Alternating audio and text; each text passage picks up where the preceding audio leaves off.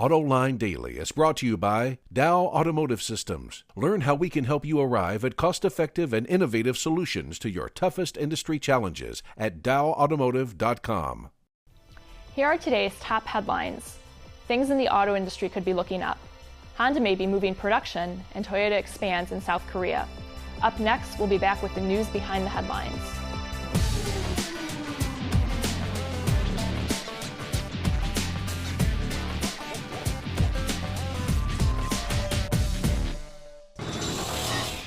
This is Autoline Daily for Tuesday, October 20th, 2009. I'm Christy Swinesberg from Ward's Auto, playing John McElroy today, who's still out of town. Topping the news, from the light at the end of the tunnel department, there's this. Fiat, Daimler, and, brace yourself, Ford Motor Company may soon be blessing us with good news. We'll start with Fiat's holding company, where the Detroit Free Press reports that strong sales by Fiat's three core car brands will propel the company to a third-quarter profit. While European car sales dropped more than 6.5% in the first 9 months of the year, Fiat, Lancia, and Alfa Romeo increased Fiat's overall market share in Europe by almost a full percentage point, leading to the potential profit posting. Meanwhile, Fiat's northern neighbor, Daimler AG, is reporting better than expected earnings. Bloomberg News tells us that, thanks to demand for Mercedes' new E-Class, the company ended 3 consecutive quarters of losses. We'll get confirmation of that next week when the company officially releases its third-quarter report. And finally, this surprising tidbit sneaking out of Dearborn via New York. The Free Press again tells us that 2 J.P. Morgan auto analysts told investors yesterday that Ford could report a third-quarter profit next week. That analysis is based on a number of factors, including the fact that Ford gained at least 1 full point of American market share, even as it cut incentives on its products. So we'll have to wait another week to see how accurate J.P. Morgan is. But if anyone sees the Glass House lobby filling up with blue and white balloons later this week, that may be an indication they're on track. No shock here, automakers are against California's proposed Cool Cars legislation. According to the Detroit News, the Association of Automobile Manufacturers, a trade organization including many foreign car makers, released a letter asking CARB to reconsider its plans.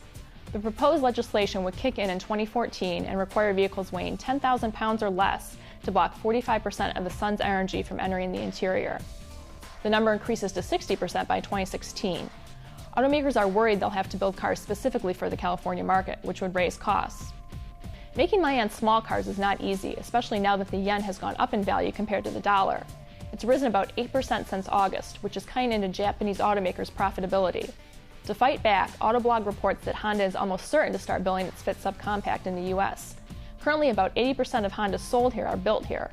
So far this year, the company's sales are down 25%, but the Fit is only off by 12%, making this an important move. Earlier this year, ONSTAR began offering a feature that will shut off a vehicle if it's stolen. Over the weekend, it nabbed its first suspect in California. According to the AP, after the victim's Chevy Tahoe was carjacked, he called the police, who then got in contact with ONSTAR to locate the vehicle. And when police officers spotted the truck and went after the thief, he took off. But ONSTAR disabled the Tahoe a few blocks down the road, and the police were able to make the arrest. Coming up next, more news. We'll take a look at a fight brewing between Fiat and Great Wall Motor, plus we'll find out who's adopting the Mitsubishi i-MiEV for police duty. All that and a lot more. We'll be right back after this.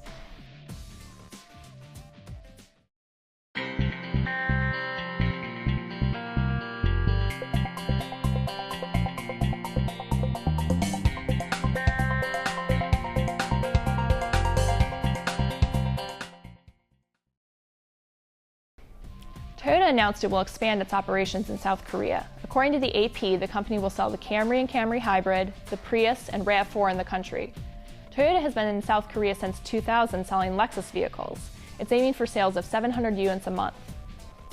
Ward's reports that Mitsubishi's i-MiEV electric car is about to join police forces in the United Kingdom. So far, the vehicle has been on trial for almost a year.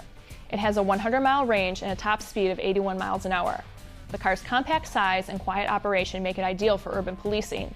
Production versions of this special law enforcement model are set to arrive in the UK next month and will be on roads in December.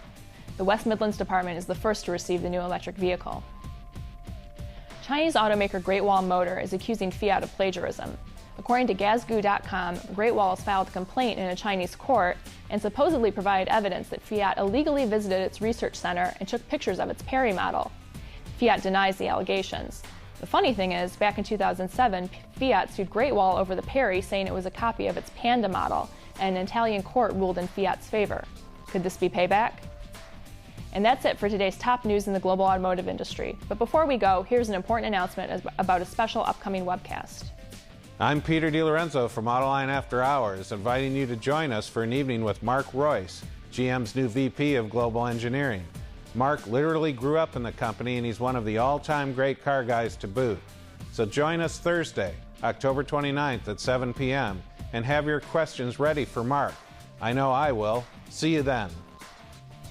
Again, that's Autoline After Hours on AutolineDetroit.tv or at my website, wardsauto.com, where you can watch and chat along with the After Hours gang every week. I'm Christy Swinesberg from Wards Auto. Thanks for watching. We'll see you tomorrow.